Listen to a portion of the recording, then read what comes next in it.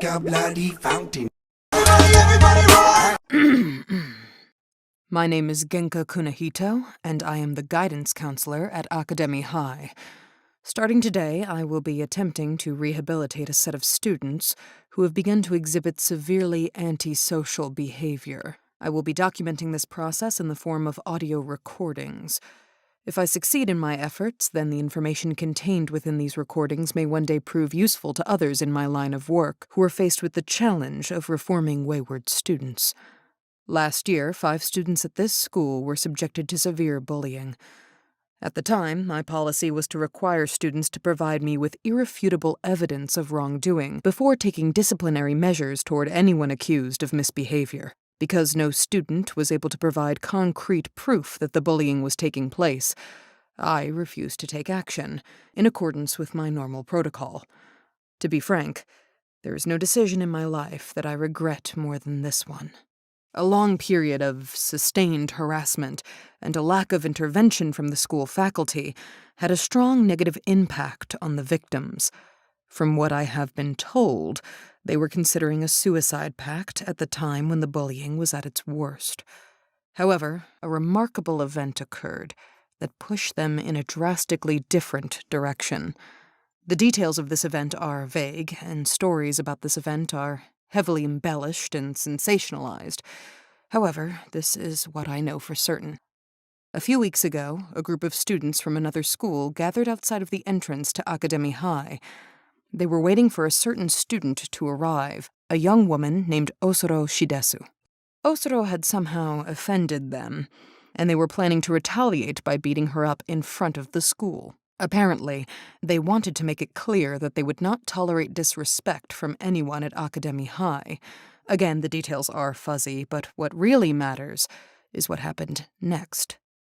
Osoro single-handedly fought off the group of students that tried to assault her. It's difficult to know how she accomplished this because every version of the story is different. Some reports state that she defeated 10 students one at a time, while other accounts claim that she fought off 100 students simultaneously. Some say she took a weapon from one of the attackers and used it to defend herself against the rest, while others say she was bare-fisted the entire time. All versions of the story end the same way, with Osoro standing at the school's entrance, splattered with blood, surrounded by the maimed bodies of her enemies. Allegedly, she took a coat from one of the students she had defeated and draped it around her shoulders as a trophy commemorating her victory. To this day, she attends school while wearing a tattered coat. For most students, that coat alone is enough evidence that this inconceivable event actually took place. The 5 students who were being bullied were present when Osoro's triumph occurred. They witnessed her achievement firsthand. Instantly, Osoro became an icon to them, a physical embodiment of the idea that a single person can stand against a group of tormentors and prevail.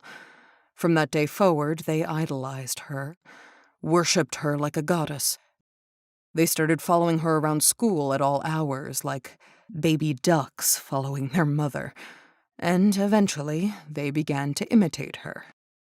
Osoro had demonstrated that violence was a viable solution to their problems, and that a fearsome reputation would keep their enemies away. The 5 bullied students began acting exactly like Osoro. Gruff, unfriendly, standoffish. They dyed their hair blonde, exactly like hers. They styled their hair to give themselves the appearance of rebellious punks, and began carrying long, blunt objects at all times.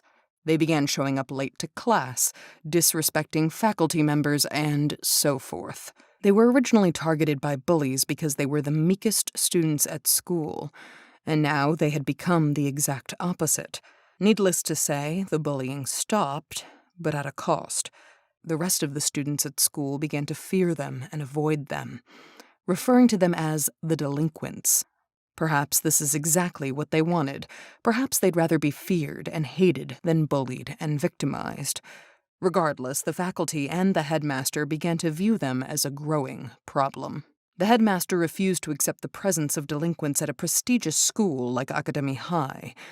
In the most recent faculty meeting, he announced that he was going to expel them all, including Osoro, purely for being a negative influence. However, someone stopped him. Someone spoke up in the delinquents' defense. It took a lot of begging, a lot of pleading, a lot of bargaining, but someone managed to stop the headmaster from expelling the delinquents. That someone was me. I feel responsible. No, I am responsible for what happened to those 5 students. I should have stepped in when I heard the initial reports of bullying. I should have put a stop to it when I had the chance. If I'd taken action back then, they never would have been driven to such desperate measures. They never would have taken such an antisocial path and turned out the way they did. Osoro is not the problem here. I am the problem. I am the cause of all of this. I am to blame. I know who the delinquents really are, deep down inside. They are traumatized children who were hurt in terrible ways and are scared that it'll happen all over again. That's why they act the way they do. The way they talk, what they've done to their hair, the weapons they carry, it's all because they want to project a fearsome appearance so that nobody will ever abuse them again. If I can make them feel safe at this school, maybe they'll drop the stupid facade and return to their true selves. I eventually managed to convince the headmaster to give me 10 weeks to rehabilitate the delinquents. We have an agreement. The headmaster, the teachers, and the student council will tolerate the delinquents' behavior for a period of 10 weeks and give me a chance to reform them. However, this arrangement came at a cost. If I am unable to reform them within 10 weeks, I will be dismissed from the school. I don't mind, I'm fine with those terms. I'm staking my career on fixing the problems that I created.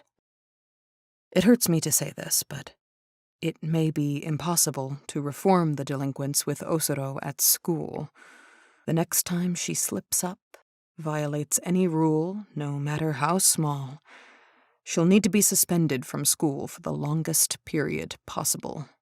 This will provide me ample time to speak with the delinquents, reason with them, talk things through, solve their problems, and get them back to their old selves.